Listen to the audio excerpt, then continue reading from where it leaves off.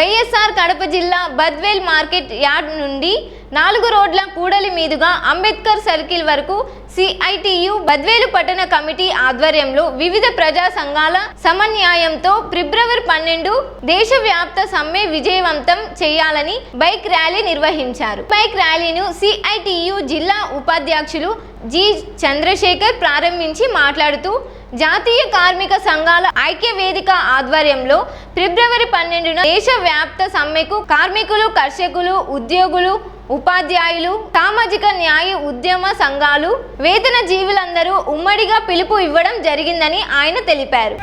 ఫిబ్రవరి 12వ తేదీన దేశవ్యాప్త జాతీయ కార్మిక సంఘాల ఐక్య వేదిక ఆధ్వర్యంలో జరుగుతున్నటువంటి సమ్మె సందర్భంగా విజయవంతం చేయాలని ఈ బైక్ ర్యాలీ జరిగింది.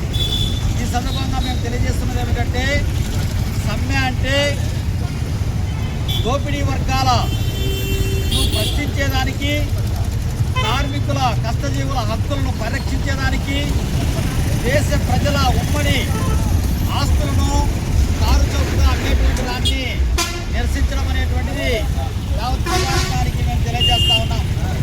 ఈరోజు ప్రధానంగా గ్రామీణ పేదలు, పట్టణ పేదలు, వేతన జీవులు, రైతులు, అట్లాగే చేతి వృత్తిదారులు, గ్రామీణ అట్టడుగు పేద వర్గాల ప్రజలు అందరూ కూడా ఈరోజు పేదరికంలో మగ్గుతూ ఉన్నారు.